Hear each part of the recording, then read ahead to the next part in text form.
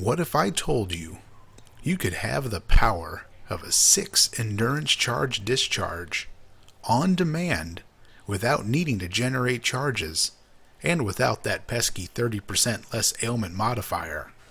And all you need is this unassuming pile of bones. With the new Phantasmal Unearth and a chunk of gem levels and quality, we can generate unearthed corpses with upwards of 84,000 life. This gives a hefty 5,000 base damage for a Detonate dead explosion that can easily be scaled into massive ignites. Combo that with a pair of Aberrath's hooves, and we end up with a build that plays like ED Contagion, but with actual single target damage. The balance between clear speed, single target, and survivability feels amazing on this build, and it doesn't take a ton of investment to get going. But if you do feel up for it, you can scale it as far as your heart and available currency desires. This build is all content viable and has cleared Uber Adziri, Uber Elder, level 8 Cyrus, and the full Simulacrum. 100% Delirious T16s are also possible, but a bit of investment is needed to reach those levels. Defensively, the build makes use of acrobatics, phase acrobatics, and ghost shrouds to remain mostly unscathed while mapping, and carries upwards of 6,000 EHP to make use of when you do get hit. Okay, so let's go ahead and have a look at the build. This is just going to be a quick overview. If you guys are interested in a full written guide, drop a comment below, let me know, and I'll see if I can get that written up for you. I am currently at level 95, sitting right around 6,000 EHP, which feels really nice. On the tree, pretty standard, just fire ignite style tree. We just grab elemental damage, damage over time, life wherever we can get it. We are doing acro, phase acro, also doing elemental equilibrium and elemental overload. If you can afford it, an unnatural instinct jewel right here is just money for this build. If you can't, you definitely want to grab the Undertaker wheel. These two nodes here do give us 30% increased maximum life on corpses, which is again a big chunk of the base damage for this build. With going Trickster, we take Patient Reaper and Prolonged Pain for the damage, and we take Ghost Dance and Escape Artist for the survivability. So it's a really good, well-balanced ascendancy. I think if you have a lot of money to throw at this and you really want to push this, I do think Necromancer probably has the higher damage ceiling, but Trickster is definitely easier to start and definitely easier to gear. In terms of gear, the one piece that really makes this all work, you got to get yourself a spicy pair of Hands of the High Templar. You're looking for as many of those 3 implicits as you can get.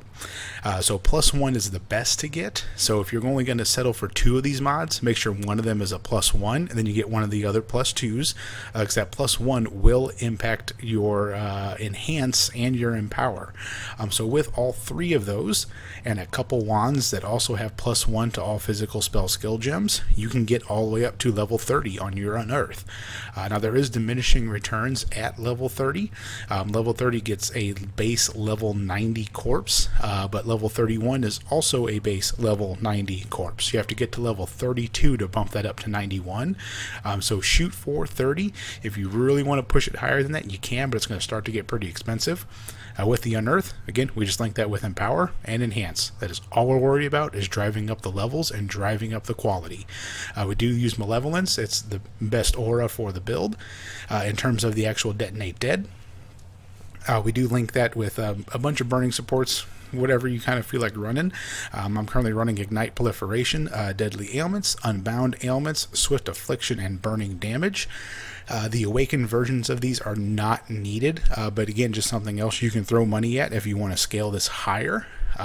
If you do not have 100% chance to ignite with your Detonate Dead, I would swap out Ignite Proliferation and run Combustion instead. That'll help you get to 100% chance to ignite. We do also have the Helm with the +5 level to Unearth. That helps us get to level 95 corpses. And as I said, with level 95 corpse, this shows 104% increased maximum life. We're also getting another 30% from the tree. tree. So we're getting level 95 corpses with 134% increased maximum life. So it's a lot like the old Spectronate Dead build, but you don't have to have specters. You just blow up the corpses themselves. As mentioned, I do run Aberrath's Hooves.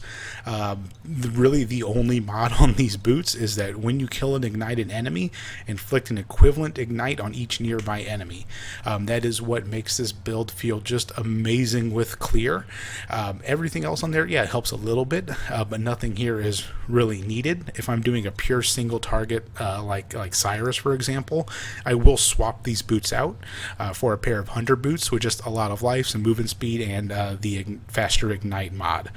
Kintsugi is a really good body armor for this build. It does synergize really well with acrobatics and phase acrobatics, and it just makes it feel so much smoother. You will keep yourself from dying so much if you can get this. Everything else is pretty much just rares with life and resistances. There's nothing special. Like I said on the wands, you want to get yourself prioritize +1 to all physical spell skill gems. If you can get some fire dot multi or some fire damage, go for it. Don't prioritize spell damage. With the Detonate Dead, we are scaling the explosion damage. That is secondary damage, so it's technically not spell damage. Spell damage won't scale it. So don't worry about taking spell damage anywhere. It's not going to help you. The really only good flask to run I found is Cinder Swallow, because that enemies take 10% increased damage is pretty big. So definitely want to get one of those in there if you can. But that's just the quick overview for the basics. For some of the secondary stuff on here, I do recommend running a flame wall. A 4-socket flame wall with this build can get upwards of almost 500,000 shaper DPS on that secondary burn. So it's definitely a very, very good supplement. And in situations where you don't feel like doing the 2-button cast Unearth and explode the corpse, you can just clear with flame wall. It's actually a very, very good secondary skill for this build. Both of my wands are trigger wands. I am shooting Wave of Conviction with flammability. Got combustions tagged onto the Wave of Conviction for some extra fire res deals. Then I have Stormbrand, increased critical strikes, and Ball Lightning. That is just to help reliably proc Elemental Equilibrium and Elemental Overload. And then I do have Flame Dash with Second Wind.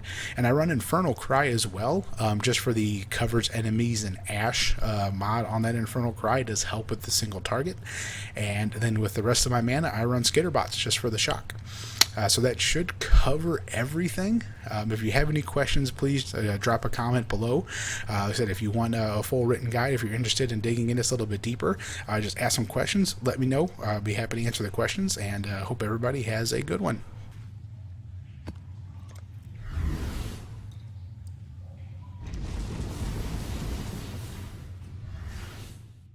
One of my captives wore many faces. It's a true face. Now she cannot escape.